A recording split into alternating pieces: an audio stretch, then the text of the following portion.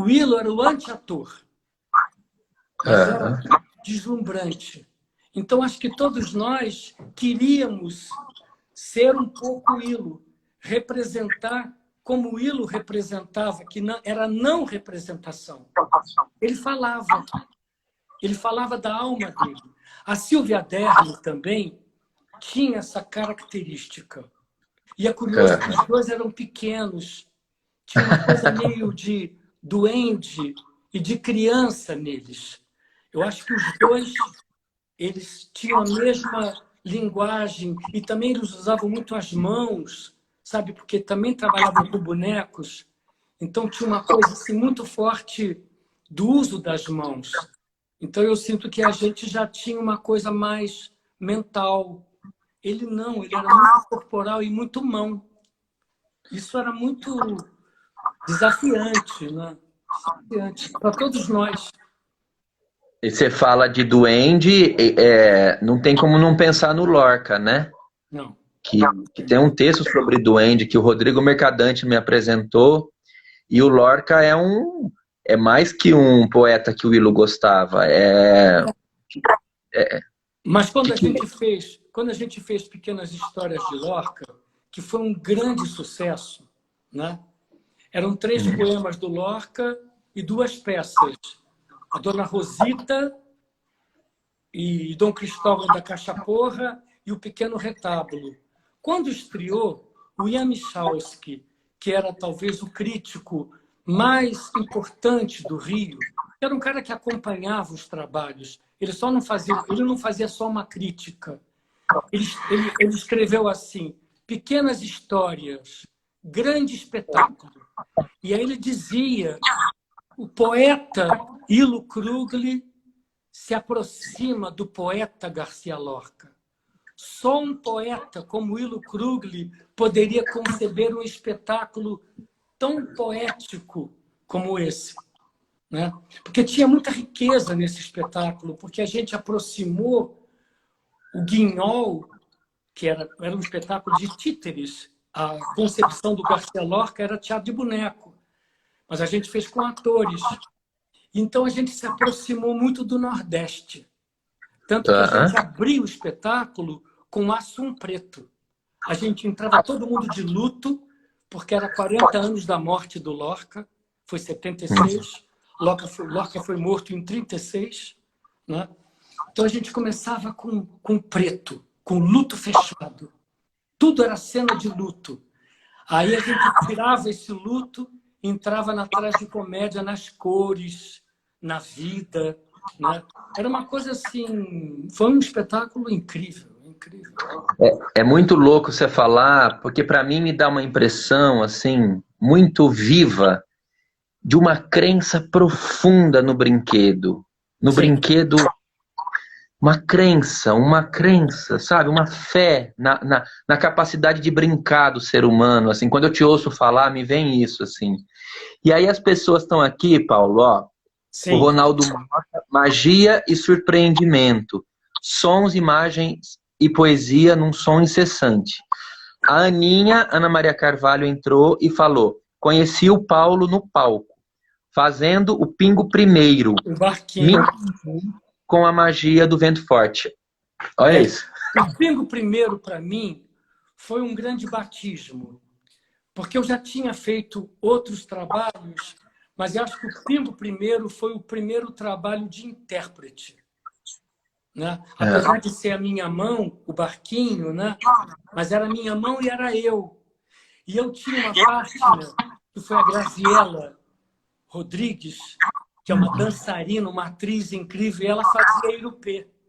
Então, ela trouxe também para o trabalho uma coisa muito física, porque ela era bailarina, então ela tinha uma força, tem uma força incrível, a Gra, né? Então, foi um batismo. Eu fiquei ajoelhado, eu tenho a impressão que eu fiquei ajoelhado 1 mês. Eu tenho impressão, mas eu acho que não foi tanto tempo.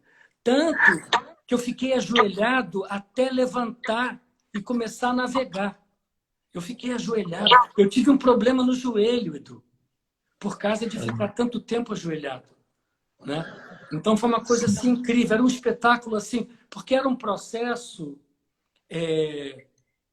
junguiano, era um processo de iniciação, era um encontro dele com a ânima, com o amor, com a flor, depois com a sombra, que era a aranha, porque o Ilo fazia aranha. Então eu lembro de ter uma fala do Barquinho que eu acho magistral. A aranha chega e o Barquinho, que feia que você é! E a aranha diz, eu não sou feia, eu sou a aranha. Eu acho isso, porque é um texto extremamente sintético, né? É uma síntese, né? E é um processo de individuação, sem querer complicar a coisa, né? Mas eu acho que é um processo de individuação, é um processo iniciático, o Barquinho. Para mim foi. Né? Eu sonho em fazer, viu? Não vou mentir para você, não. Um dia eu sonho em fazer esse espetáculo. Vale a pena. É um Eu sonho. espetáculo. Eu acho que o Ilo, ele é autor de grandes obras, mas eu acho que o Barquinho é a síntese de tudo. Não sei. Lenços e Ventos é uma obra-prima. Né? Eu faço Barquinho. Olha o que eu tenho aqui. Você ouviu eu fazendo o Barquinho? Sim, claro. Ô, Paulo, a Marta Andrada perguntou assim, ó, Paulo, sua formação como terapeuta corporal tem relação com o Vento Forte? Sim, tem sim. Porque quando eu fui para o Vento Forte, eu já tinha começado o trabalho com a Angel Viana e o Klaus Viana, mais a Angel, né? E eu fui percebendo a importância do corpo, porque o Ilo, ele estimulava muito o corpo, né? A expressão do corpo. Então, eu acho que o trabalho do Vento Forte potencializou a minha pesquisa em cima do trabalho corporal. E aí depois eu fui fazer Tai Chi Chuan, eu fui fazer Qigong, porque eu pesquisava muito. Eu fui trabalhar com a Dona Maria Duchnes, já em São Paulo, entende?